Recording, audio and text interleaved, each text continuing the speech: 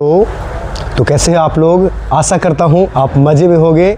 स्वागत करता हूं आपके इस प्लेटफॉर्म लर्न विथ ग्लोरियस 2.0 में। मैं आप लोगों के सामने आज बायोलॉजी का ऑफिशियल मॉडल पेपर लेके आया हूं जो क्लास 12th के लिए रहेगा।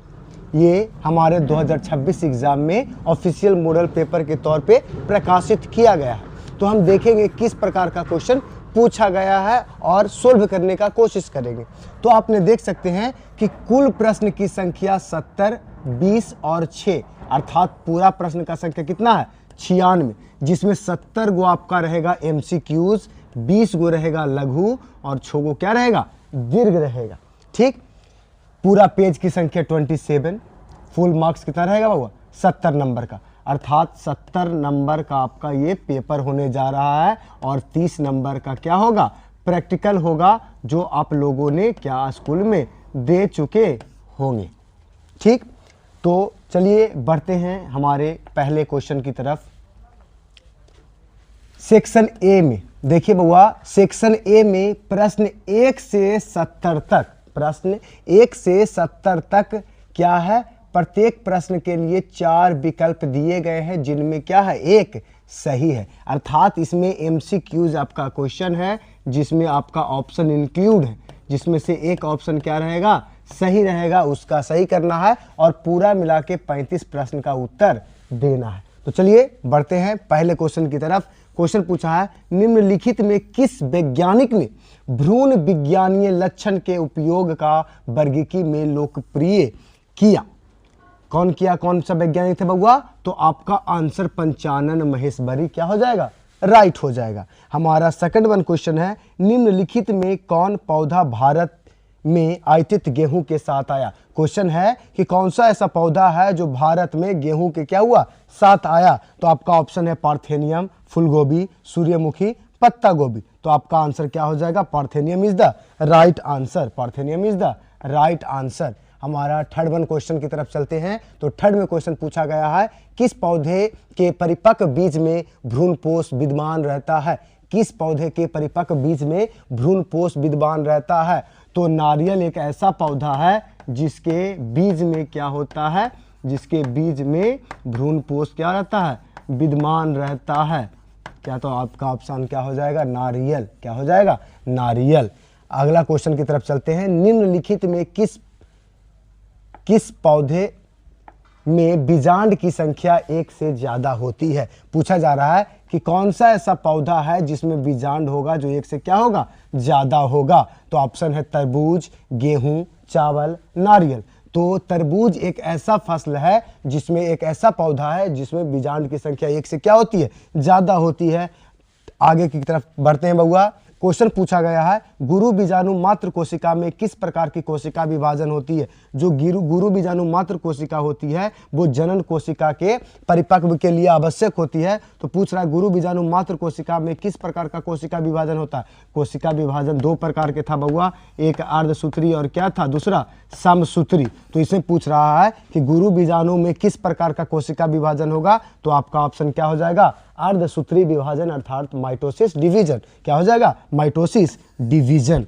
आगे चलेंगे। बिना निषेचन के बीज पैदा करने की प्रक्रिया को डैश कहते हैं। हमारा क्वेश्चन है कि बिना निषेचन के बीज पैदा करने की प्रक्रिया को क्या कहते हैं। तो आपका ऑप्शन क्या हो जाएगा ऑप्शन नंबर डी असंग जनन कहते हैं। क्या कहते हैं असंग जनन कहते हैं। आगे की तरफ बढ़ेंगे तो हमारा क्वेश्चन है प्रसव के समय निम्नलिखित में कौन हार्मोन मुख्य भूमिका निभाता है। बोल रहा है कि प्रसव, प्रसव का मतलब होता है बउआ पार्चुरेशन,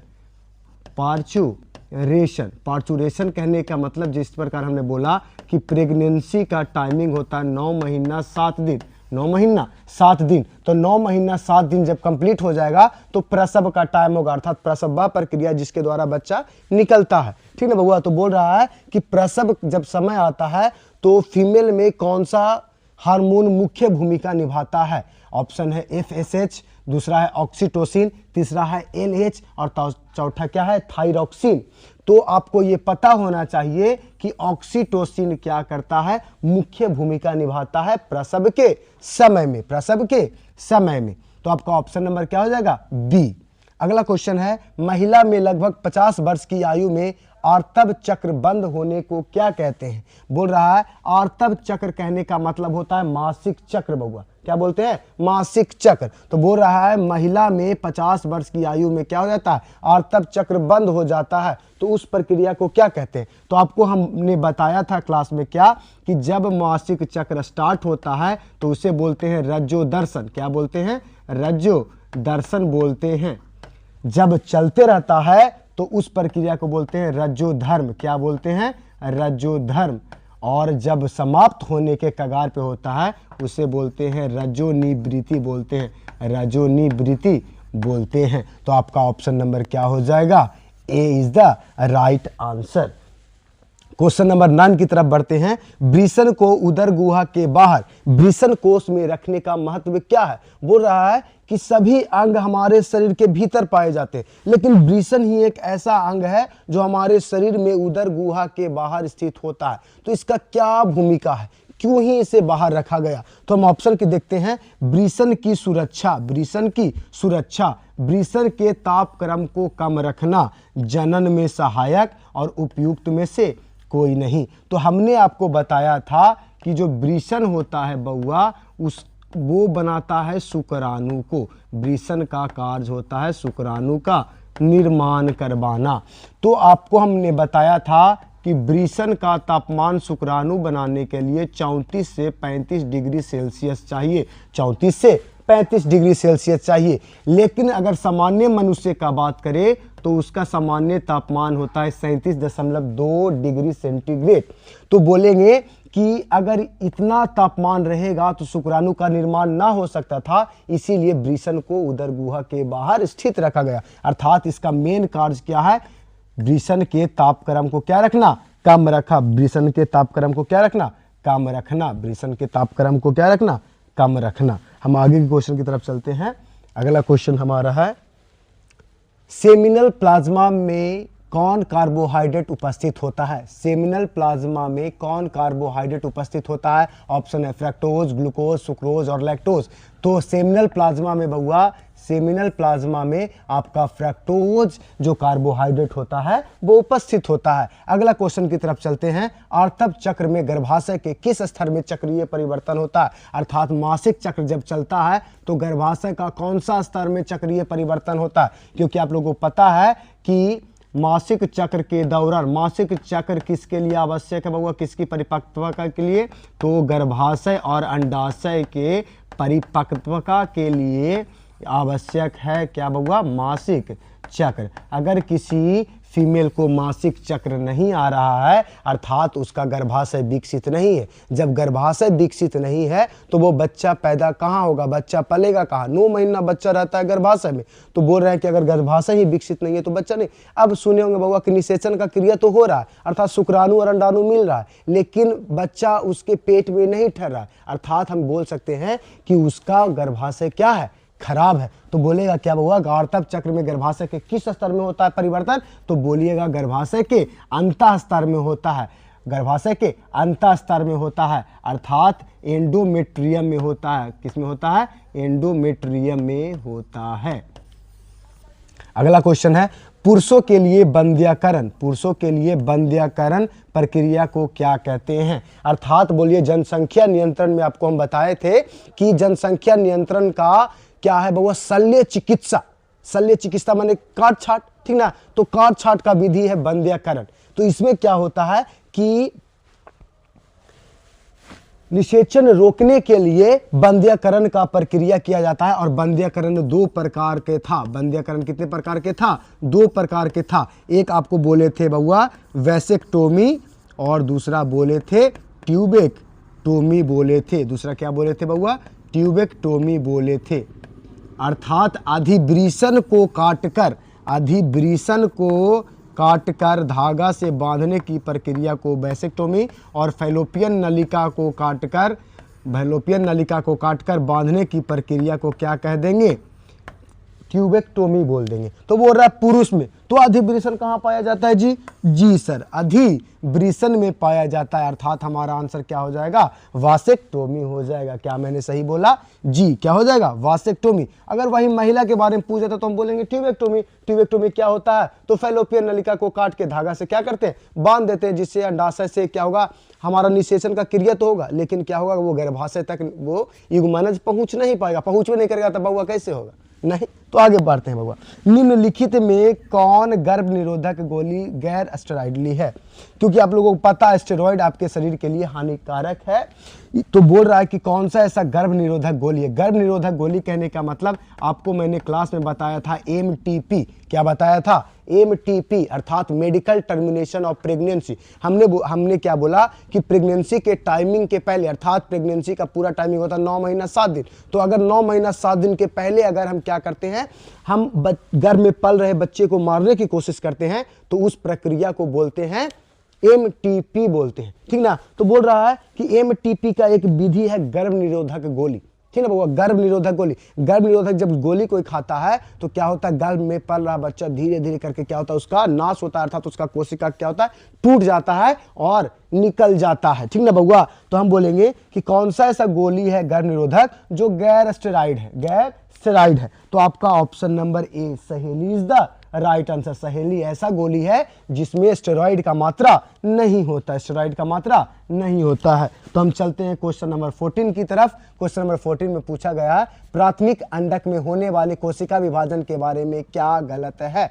प्राथमिक अंडक में होने वाले कोशिका विभाजन के बारे में क्या गलत है? तो समसूत्री विभाजन क्या होता है? गलत होता है। क्या होता है? गलत होता है। आगे बढ़ते हैं। किसने जैव विविधता शब्द को प्रचलित किया? किसने जैव विविधता शब्द को प्रचलित किया? तो एडवर्ड विल्सन नामक वैज्ञानिक था जिन्होंने क्या किया?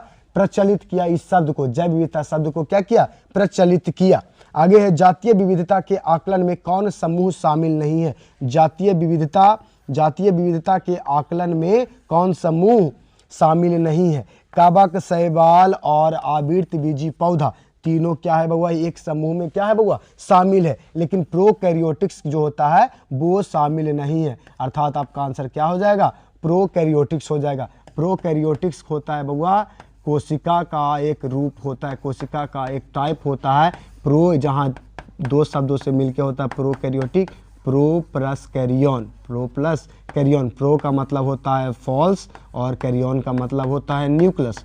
कैरियन का मतलब क्या होता है? न्यूक्लियस। अर्थात जिस कोशिका में केंद्रक ठीक रूप से उपस्थित नहीं होता है उसे हम प्रोकैरियोटिक बोलते हैं, और प्रोकैरियोटिक जातीय विविधता में सम्मिलित नहीं होता है। आगे चलते हैं क्वेश्चन नंबर 17 की तरफ। क्वेश्चन नंबर 17 में आप देख सकते हैं किस वैज्ञानिक के प्रयोग से यह दर्शाया गया कि जैव विविधता के वृद्धि से उत्पादकता बढ़ती है? कौन ऐसा वैज्ञानिक बोला था कि जब जैव विविधता बढ़ेगा तो क्या होगा? उत्पादकता भी क्या होगी? बढ़ेगी। उत्पादकता भी क्या होगी? बढ़ेगी। तो इस वैज्ञानिक का नाम था डेविड टिलमैन। डेविड टिलमैन बोला कि जब जब जैव विविधता बढ़ेगा, जब जब जैव विविधता बढ़ेगा, सॉरी फॉर डिस्टर्बेंस, जब जब जैव विविधता बढ़ेगा क्या होगा? उत्पादकता भी क्या होगा? बढ़ेगा। उत्पादकता का मतलब होता है प्रोडक्टिविटी। प्रोडक्टिविटी, उत्पादन करने की दर को क्या कहते हैं? उत्पादकता कहते हैं। तो बोला कौन वैज्ञानिक कि जब जब जैव विविधता बढ़ेगा, जब जब क्या होगा? प्रोडक्टिविटी बढ़ेगा। तो आपका आंसर क्या हो जाएगा? David Tilman. चलिए क्वेश्चन नंबर 18 की तरफ चलते हैं। बोल रहा है 1992 में जैव विविधता सम्मेलन कहाँ आयोजित हुआ था? 1992 में जैव विविधता सम्मेलन हुआ था बउआ, वो कहाँ हुआ था? जगह का नाम पूछ रहा है। ऑप्शन है जोहान्सबर्ग, पेरिस, कोलंबो और रियो डी जेनेरियो। तो आपका ये नॉर्मल क्वेश्चन है, इसका आंसर सबके मुख पे होता है Rio de Janeiro, Rio de Janeiro. Question number 19 की तरफ चलते हैं। निम्नलिखित में कौन कथन समष्टियों के बारे में गलत है? बोल रहा है समष्टि के बारे में कौन सा गलत है? तो ऑप्शन देखते हैं। सुपरिभाषित भौगोलिक क्षेत्र में निवास, सही बात है जी। समान संसाधन का साझा उपयोग, ये भी बात सही है जी। सदस्य इनब्रीड करते जी, इनब्रीड करते हैं, सभी सदस्य क्या करते हैं? इनब्रीड करते हैं। समष्टियों के बीच में ऊर्जा संचरण होता है, नहीं, कोई भी एनर्जी फ्लो नहीं होता है जीवों के बीच में, समष्टियों के बीच में। तो आपका ऑप्शन नंबर क्या हो जाएगा? D is the right answer, D is the right answer. आगे चलते हैं, क्वेश्चन नंबर 20 की तरफ चलते हैं। 20 में पूछा गया निम्नलिखित में कौन पौधा परागण के लिए लैंगिक कपट का सहारा लेता है। लैंगिक कौन सा ऐसा पौधा है जो परागण करने के लिए लैंगिक कपट का सहारा लेता है? तो आपका ऑप्शन क्या हो जाएगा? A is the right answer, ऑफ्रिज इज द राइट आंसर। बाघ, अगला क्वेश्चन है, बाघ आरस्थियों तथा राष्ट्रीय उद्यान में बाघ गणना का आधार क्या है?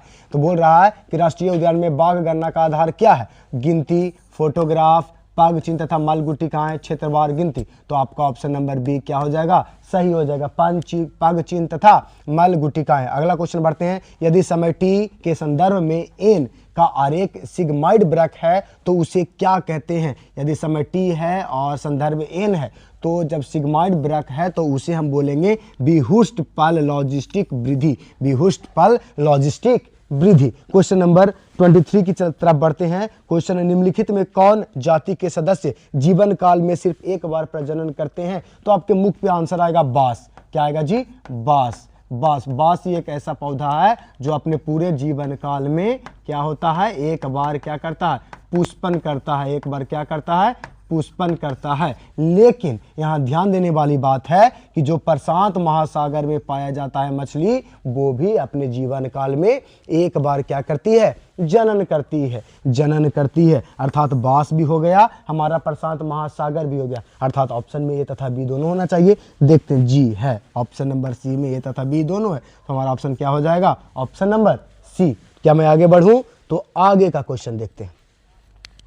क्वेश्चन है, ऐसी पारस्परिक क्रिया जिनमें एक जाति को लाभ दूसरे जाति को लाभ नहीं होता है और ना ही हानि होता है। ठीक है बउआ, ऐसी क्रिया को क्या कहते हैं? बोल रहा है कि ऐसा कौन सा पारस्परिक क्रिया है जिसमें एक जाति को तो लाभ होता है लेकिन दूसरे जाति को ना लाभ होता है ना क्या होता है? हानि होता है। तो इस क्रिया को, इस संबंध को बोलते हैं सहभोजिता। क्या बोलते हैं बउआ? सहभोजिता। ऑप्शन है जी? जी, ऑप्शन नंबर डी है, ऑप्शन नंबर डी है। आगे बढ़ते हैं, निम्नलिखित में किस पौधे को एक प्रकार के शलभ के प्रयोग से ऑस्ट्रेलिया में नियंत्रित किया गया था? क्या किया गया था? कौन सा पौधा था जिसको शलभ के द्वारा ऑस्ट्रेलिया में नियंत्रित किया गया था? तो वो पौधा कौन सा था? पार्थेनियम था। क्या था? पार्थेनियम था। क्वेश्चन नंबर 26 की तरफ चलते हैं। निम्नलिखित में कौन पौधा विषैला हृदय ग्लाइकोसाइड उत्पन्न करता है? बोल रहा है कौन सा ऐसा पौधा है जिसके जो ग्लाइकोसाइड उत्पन्न करता है विषैला हृदय द्वारा करता है। ठीक ना बउआ? तो आपका ऑप्शन क्या हो जाएगा? कैलोट्रोपिस। क्या हो जाएगा? कैलोट्रोपिस हो जाएगा। चलिए आगे बढ़ते हैं। क्वेश्चन है, जैव मात्रा के उत्पादन की दर को क्या कहते हैं? जैव मात्रा के उत्पादन की दर को क्या कहते हैं? What is the rate of production of biomass is called? What is the rate of production of biomass is called? Is called primary productivity. Is called primary productivity, that's means प्राथमिक उत्पादन, प्राथमिक उत्पादन। क्वेश्चन नंबर 28 की तरफ चलते हैं। मृत कार्बनिक सामग्री, अगर मृत कार्बनिक सामग्री से कोई खाद्य श्रृंखला स्टार्ट होता है तो उस खाद्य श्रृंखला को क्या कहते हैं? उस खाद्य श्रृंखला को हम बोलते हैं अपरद खाद्य श्रृंखला बोलते हैं। क्या बोलते हैं? अपरद खाद्य श्रृंखला बोलते हैं। चलिए क्वेश्चन नंबर 29 की तरफ। जैव संश्लेषण अवस्था के पूर्ण होने के पहले उत्पादन का पृथक्करण एवं शोधन करने के प्रक्रम को क्या कहते हैं? बोल रहा है कि जैव संश्लेषण पूरा होने के पहले उसका पृथक्करण एवं शोधन जब करते हैं, पृथक्करण माने अलग करना, शोधन माने उसको शुद्ध करना, उस प्रक्रिया को क्या कहते हैं? तो उस प्रक्रिया को बोलते हैं अनुप्रवाह संसाधन। अनुप्रवाह संसाधन यानी जब जैव विविधता से कोई भी जैव प्रौद्योगिकी द्वारा कोई भी सामान बनता है तो उसे बाजार भेजने से पहले क्या होता है? उसका पृथक्करण एवं शोधन किया जाता है और इस प्रक्रिया को हम बोलते हैं अनुप्रवाह संसाधन। क्या मैं आगे बढ़ूं? चलिए क्वेश्चन नंबर 30 की तरफ चलते हैं। पीसीआर में प्रयुक्त होने वाले ताप अस्थायी डीएनए पॉलीमरेज को किस जीवाणु से पृथक किया जाता है? किस जीवाणु से पृथक किया जाता है? तो बोलेंगे पीसीआर में ताप अस्थायी डीएनए पॉलीमरेज को किस जीवाणु के प्रयोग से अलग किया जाता है? तो आपका ऑप्शन क्या हो जाएगा? Thermus aquaticus, Thermus aquaticus, Thermus aquaticus. अगला क्वेश्चन है, डीएनए पर किस प्रकार का आवेश है? तो ये एकदम बहुत नॉर्मल क्वेश्चन हुआ। डीएनए पर किस प्रकार का आवेश होता है? ऋण आवेश होता है। डीएनए पर किस प्रकार का आवेश होता है? ऋण आवेश होता है। अगला क्वेश्चन चलते हैं क्वेश्चन नंबर 32 की तरफ। डीएनए के पृथक्करण में शोधित डीएनए का अवक्षेपण क्या मिलाने से होता है? क्या मिलाने से होता है? डीएनए के पृथक्करण में शोधित डीएनए का अवक्षेपण क्या मिलाने से होता है? तो इसका ऑप्शन दूत्रस्थित एथेनॉल, सोडियम क्लोराइड, लाइसोजाइम और डाइवैलेंट कैटाइन। तो इसका ऑप्शन क्या हो जाएगा? दूत्रस्थित एथेनॉल, दूत्रस्थित एथेनॉल हो जाएगा, दूत्रस्थित एथेनॉल हो जाएगा। अगला क्वेश्चन है हमारा 33, निम्नलिखित में किसका प्रयोग जीवाणु कोशिका को डीएनए लेने सक्षम बनाने हेतु किया जाता है? क्या कहता हुआ? इसका ऑप्शन क्या हो जाएगा? डाइवैलेंट केटाइन हो जाएगा, डाइवैलेंट केटाइन हो जाएगा। हमारा अगला क्वेश्चन है, निम्नलिखित में किसका प्रयोग जंतु कोशिकाओं के संवाहक के रूप में किया जाता है? क्वेश्चन है किसका प्रयोग जंतु कोशिकाओं के संवाहक के रूप में किया जाता है? तो एग्रोबैक्टीरियम ट्यूफिशियंसिस, प्लाज्मिड, पक्ष विषाणु, PBR 322। तो हमारा आंसर क्या हो जाएगा? पक्ष विषाणु। पक्ष विषाणु का प्रयोग संवाहक के रूप में क्या कहता है? किया जाता है, संवाहक के रूप में किया जाता है। डीएनए के खंड का परपोषी जीवाणु में प्रवेश कराने की प्रक्रिया को क्या कहते हैं? ट्रांसफॉर्मेशन कहते हैं। क्या कहते हैं बउआ लोग?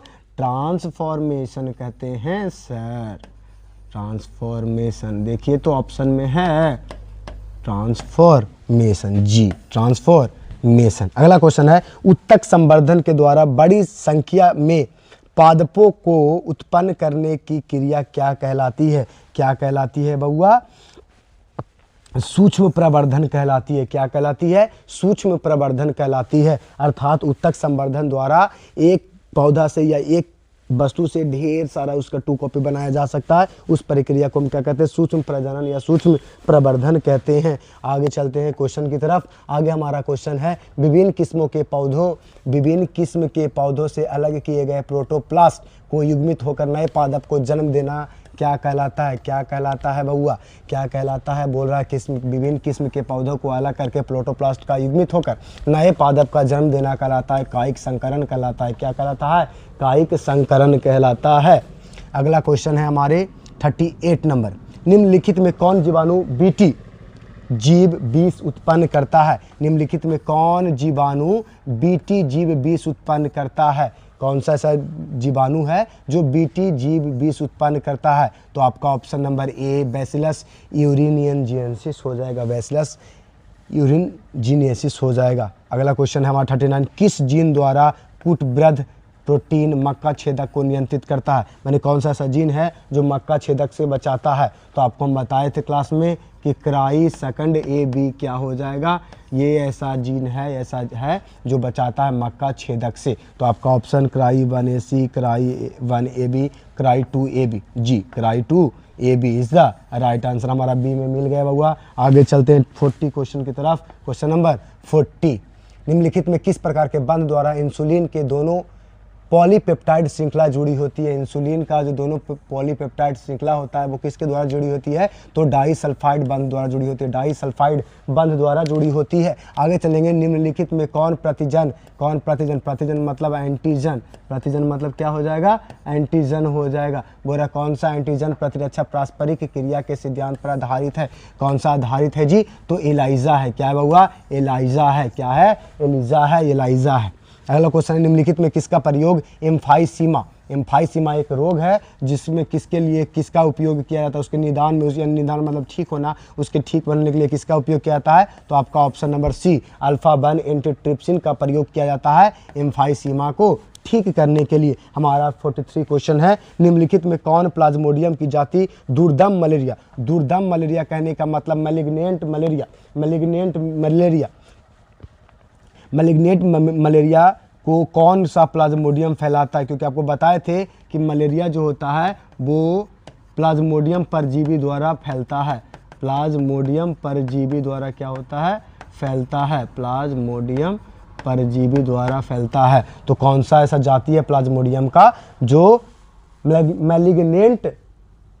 मैलिग्नेंट बुखार उत्पन्न करता है, मैग्नेट मलेरिया उत्पन्न करता है? तो आपका प्लाज्मोडियम मलेरियाई क्या हो जाएगा? राइट आंसर हो जाएगा। क्या हो जाएगा? राइट आंसर हो जाएगा। अगला क्वेश्चन है, निम्नलिखित में कौन रिंग वर्म दाद के लिए उत्तरदायी है? दाद क्या है जी? तो आपने देखा होगा कि आपका जो स्किन है, आपने देखा क्या होगा बउआ कि आपका जो स्किन है, स्किन के चारों तरफ क्या होता है? स्किन के चारों तरफ क्या होता है? स्किन के चारों तरफ, सॉरी फॉर डिस्टर्बेंस, स्किन के चारों तरफ क्या होता है? लाल लाल कलर का क्या होता है? हो जाता है, लाल लाल स्किन आपका हो जाता है, उसे कहते हैं रिंग वॉर्म कहते हैं। क्या कहते हैं? रिंग वॉर्म कहते हैं।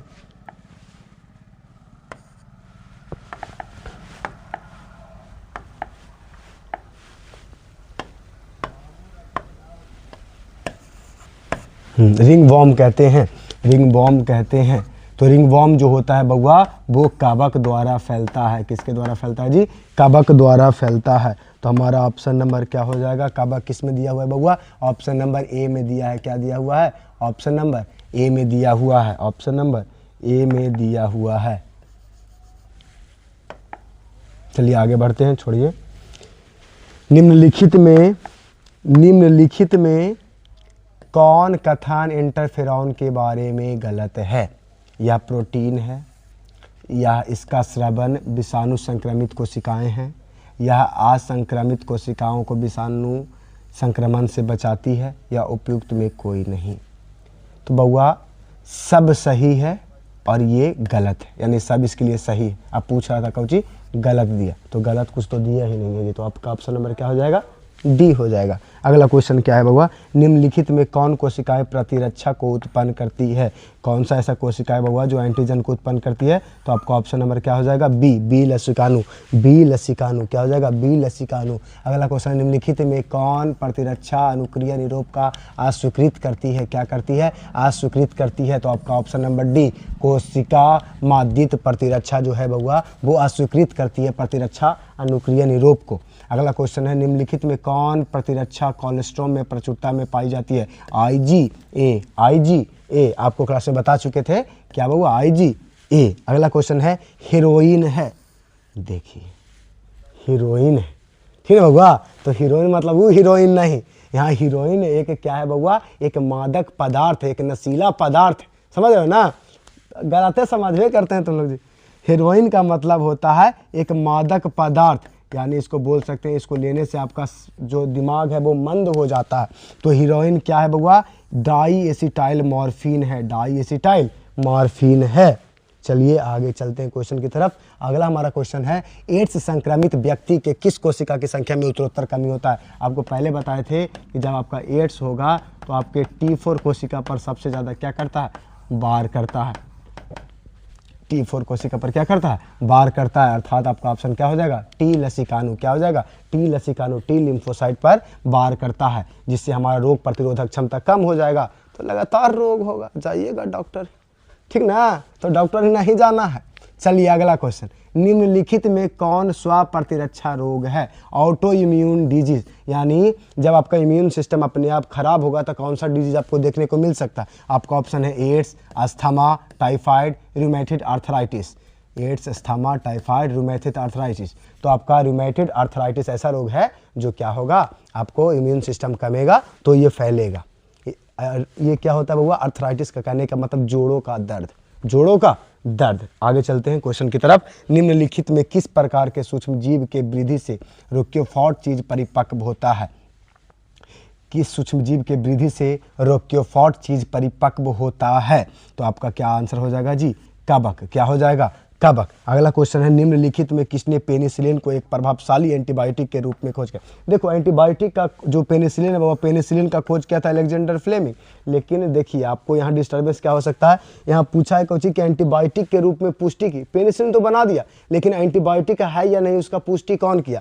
तो आप लोग देखिएगा, अरे अलेक्जेंडर फ्लेमिंग। चल ठीक है जी, नहीं गलती करना है, क्वेश्चन को पढ़िए। बोल रहा है कि पेनिसिलिन तो बनाया अलेक्जेंडर फ्लेमिंग, लेकिन उसका प्रभावशाली एंटीबायोटिक के रूप में पुष्टि कौन किया? तो नाम था बउआ चैन। कौची नाम था जी? अर्नेस्ट चैन तथा हार्वर्ड फ्लोरे, हार्वर्ड फ्लोरे। चलिए ऑप्शन नंबर सी, आगे बढ़े जी। चलिए आपका क्वेश्चन नंबर 54 है, निम्नलिखित में कौन ब्यूट्रिक अम्ल का उत्पादन करता है? ब्यूट्रिक अम्ल का उत्पादन कौन करता है जी? क्लोस्ट्रिडियम ब्यूटिलिकम जी। क्लोस्ट्रिडियम ब्यूटिलाइकम जो है बउआ, क्लोस्ट्रिडियम ब्यूटिलाइकम है, क्लोस्ट्रिडियम ब्यूटिलाइकम जो है बउआ ये क्या करता है? ये ब्यूट्रिक अम्ल का उत्पादन करता है। क्या करता है? ब्यूट्रिक अम्ल का उत्पादन करता है। चलिए अगला क्वेश्चन की तरफ चलते हैं। 55 5 इतना बढ़ गए, थोड़ा सा और बढ़ना है। और 55 निम्नलिखित में किसको थक्का विस्फोटन के रूप में प्रयोग किया जाता है? थक्का विस्फोटन के रूप में, क्लॉट बस्टर के रूप में किसको प्रयोग किया जाता है? स्टैटिन को, स्ट्रेप्टोकाइनेज के, साइक्लोस्पोर्टिन ए के, या ब्यूटिक अम्ल को? तो स्ट्रेप्टोकाइनेज एक ऐसा है जिसे क्या कहता है?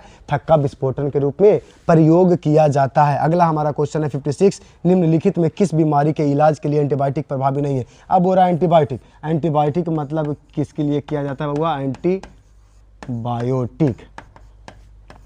एंटीबायोटिक किया जाता है जब बायोटिक हमारे शरीर में प्रवेश करता है, यानी सूक्ष्म जीव को मारने के लिए जी, आए सूक्ष्म जीव को अब मारने के लिए। तब अब कौन सा से देखो, टाइफाइड सूक्ष्म जीव से होता है, टीबी सूक्ष्म जीव से होता है, एड्स और लेप्रोसी। आए जी एड्स कौन सूक्ष्म जीव से होता है जी? ना, तो क्या हो जाएगा? एड्स का कोई इलाज नहीं है जी, तो आपका ऑप्शन क्या हो जाएगा? एड्स। तो एंटीबायोटिक कोई काम में नहीं करेगा, कितनों दे दीजिए ना भाई, ठीक ना। एड्स में क्या होगा? आपका शरीर एकदम सूखने लगेगा, पूरा सूख जाएगा, आपको हड्डी जनाएगा, मांस रहबे नहीं करेगा, समझ ना हुआ? सब बोलेगा का हो गया है इसको। अगला क्वेश्चन है हमारा, सौर मंडल से पृथ्वी की रचना कितने वर्ष पूर्व माना जाता है? सौर मंडल के अनुसार पृथ्वी की रचना कितने वर्ष पूर्व माना जाता है? तो आपका 4.5 बिलियन वर्ष पूर्व, 4.5 बिलियन वर्ष पूर्व। निम्नलिखित में किस वैज्ञानिक ने विकास के लिए भ्रूणात्मक समर्थन प्रस्तावित किया था? बोल रहा है कि कौन सा ऐसा वैज्ञानिक था वो जो भ्रूण के लेके विकास के बारे में बताया। अब सब ने बताया कि हमारा जन्म हुआ निर्जीव वस्तु से, कोई बताया कि ये पहले से उपस्थित जीव द्वारा हुआ, लेकिन बोल रहा है कि कौन ऐसा वैज्ञानिक था जो बताया कि भ्रूण से विकास हुआ, ठीक ना हुआ, भ्रूणात्मक का यूज करके किया। तो ऑप्शन था अर्नेस्ट हेकल। अर्नेस्ट हेकल जो थे बउआ वो बताए थे कि भ्रूणात्मक विकास से क्या हुआ? भ्रूणात्मक से विकास हुआ है किसी भी जीव का। अगला क्वेश्चन है, भिन्न भिन्न कार्य संपादन करने कारण किसी रचना का अलग रूप लेना क्या कहलाता है? भिन्न भिन्न कार्य संपन्न करने के लिए, बोले कि अलग अलग काम करने के लिए सबका अलग अलग आपको क्या है वो संरचना है, तो उसको क्या कहते हैं? उसको कहते हैं तुल्य रूपता कहते हैं। क्या कहते हैं? एनालॉजी कहते हैं। क्या कहते हैं बउआ? एनालॉजी कहते हैं। अगला क्वेश्चन है, शकरकंदी एवं आलू किसके उदाहरण है? शकरकंदी और आलू देखिए दोनों भाई भाई नियन है बउआ, इसको भी मीठा लगता है, ये भी मीठा लगता है, इसका भी सब्जी यूज किया जाता है, इसको भी सब्जी यूज करते हैं। लेकिन शकरकंदी कभी कभी मीठा होता है, वो इसको साफा खा सकते हैं, लेकिन आलू को आप कच्चा नहीं खा सकते। तो बोला किसका उदाहरण है? समझौता का, या तुल्य रूपता का, या अभिसारी विकास का, या कोई नहीं। तो आपका ऑप्शन क्या हो जाएगा? अभिसारी विकास हो जाएगा। क्या हो जाएगा? अभिसारी विकास हो जाएगा। हमारा अगला क्वेश्चन की तरफ चलते हैं। निम्नलिखित में कौन प्राकृतिक वर्ण का उदाहरण है? कौन है जो बउआ प्राकृतिक वर्ण का उदाहरण है? गालापैगोज, फिंचेस, औद्योगिक मेलानिज्म, एंटीबायोटिक प्रतिरोधी बैक्टीरिया, या इनमें से सभी? ये भी है जी प्राकृतिक वर्ण, ये भी है, ये भी है, और तो सब है ये, तो उपयुक्त में से क्या हो जाएगा? सभी हो जाएगा। अगला हमारा क्वेश्चन है, निम्नलिखित में किस बंध द्वारा नाइट्रोजनी क्षार पेंटोज शर्करा से जुड़ा होता है? किस बोरा कि नाइट्रोजनी क्षार जो होता है वो पेंटोज शर्करा से कैसे जुड़ा रहता है? तो एन ग्लाइकोसिड बंध द्वारा जुड़ा होता है, एन ग्लाइकोसिड बंध द्वारा जुड़ा होता है। अगला हमारा क्वेश्चन है, निम्नलिखित में कौन थाइमीन है? कौन थाइमीन है? 5 मिथाइल यूरेसिल जो है बउआ वो क्या है? थाइमीन है। क्या है बउआ? थाइमीन है। ऑप्शन नंबर ए देख लीजिए जी, यही है। अगला हमारा है क्वेश्चन, निम्नलिखित में कौन एंजाइम डीएनए के असतत रूप से संश्लेषित खंडों को जोड़ता है? कौन सा जोड़ता है बउआ? डीएनए को जोड़ने का काम कौन करता है? डीएनए पॉलीमरेज करता है, डीएनए पॉलीमरेज करता है। अगला हमारा क्वेश्चन है, निम्नलिखित में किसके अनुलेखन के लिए आरएनए पॉलीमरेज 3 जिम्मेदार नहीं है? राइबोसोमल आरएनए, ठीक है बउआ। बोल रहा किसके ट्रांसलेशन के लिए आरएनए पॉलीमरेज जिम्मेदार नहीं? तो आपका ऑप्शन क्या हो जाएगा? Ribosomal RNA, ribosomal RNA. अगला हमारा क्वेश्चन है, निम्नलिखित में कौन नियम एक संकर संकरण प्रयोग पर आधारित नहीं है? बोल रहा है कि मेंडल का जो पहला नियम था 3:1, इससे कौन सा संबंधित नहीं है? प्रभाविता का नियम, विसंयोजन का नियम, स्वतंत्र अव्यूहन का नियम, या इनमें से कोई नहीं? तो स्वतंत्र अव्यूहन का नियम जो है बउआ वो द्वितीय नियम अर्थात 9:3:3:1 में से निकला था। तो ये क्या हो जाएगा? नहीं हो जाएगा। अब हुआ था दूसरा से, अब पूछ रहा है एकरा से, एक से, तो ये क्या हो जाएगा आंसर, स्वतंत्र अभिवहन का नियम। अगला हमारा क्या है बउआ, अगला हमारा संतति का रुधिर वर्ग यदि O है, यानी बच्चे का यदि रुधिर वर्ग O है तो माता पिता का रुधिर क्या हो सकता है, क्या हो सकता है, AB हो सकता है, OAB हो सकता है, OA हो सकता है, या O एवं A अथवा O और OB। तो आपका ऑप्शन नंबर क्या हो जाएगा, डी हो जाएगा। अर्थात यदि पेरेंट्स का O एंड A है तो क्या क्या बच्चा हो सकता है, या तो बच्चा O हो सकता है या तो बच्चा A हो सकता है। ठीक है, तो हमारा संतति को चाहिए क्या बउआ, O चाहिए, तो हमारा ऑप्शन क्या हो जाएगा, डी हो जाएगा। क्या हो जाएगा, डी। अर्थात हमारा बच्चे को क्या, माता पिता को O और OB चाहिए। अगला क्वेश्चन हमारा क्या हुआ, निम्नलिखित में कौन 100 प्रकार के लिंग निर्धारण का उदाहरण है। बोल रहा है कि 100 प्रकार का लिंग निर्धारण किस में होता है, तो टिड्डा में होता है जी। किस में होता है, टिड्डा में होता है। हमारा लास्ट क्वेश्चन है बउआ, तो लास्ट क्वेश्चन में थोड़ा सा मुस्कुरा के चलते हैं। हमारे बिट्टू सर हमारे साथ उपस्थित हो गए हैं। हमारा लास्ट क्वेश्चन, निम्नलिखित में कौन क्लाइनफेल्टर सिंड्रोम का कारण है। क्लाइनफेल्टर सिंड्रोम का मतलब होता है बउआ जब क्रोमोसोम का संख्या में वृद्धि हो जाए, अर्थात हमारा क्रोमोसोम का संख्या 46 ना हो के क्या हो जाए, 47 हो जाए, 47 हो जाए। तो क्या कारण है, तो बोल रहा है एक्स क्रोमोसोम की कमी होता है जी। हम बोल रहे हैं बढ़ रहा है, बोल रहा है कम रहा, नहीं, ये नहीं होगा। अगला है एक्स क्रोमोसोम की अतिरिक्त प्रति, कहीं कहीं ये सही लग रहा है, देख लेते हैं अगला ऑप्शन, 21वीं क्रोमोसोम की अतिरिक्त प्रति, जी नहीं, टर्नर सिंड्रोम का ही बात हो गया, ये नहीं होगा। ठीक ना बउआ, टेट्रोसोमी, लास्ट ऑप्शन क्या है बउआ, टेट्रोसोमी है। क्या हो जाएगा, टेट्रोसोमी। तो ये जहां तक क्या सही है बुआ, एक्स क्रोमोसोम के अतिरिक्त प्रति, देखिए एक्स वाई होना चाहिए या एक्स एक्स होना चाहिए, तो ये क्रोमोसोम क्या होता है बुआ, बढ़ जाता है। ठीक ना बुआ, तो आपका ऑप्शन नंबर क्या हो जाएगा, B is the right answer. तो आज के लिए यह समाप्त हो गया आपका। मिलते हैं कल क्लास 10th के मॉडल पेपर के साथ। आप लोग हमारे साथ जुड़े रहिए, लाइक कीजिए, कमेंट कीजिए, सब्सक्राइब कीजिए। आज के लिए धन्यवाद। थैंक यू बच्चों।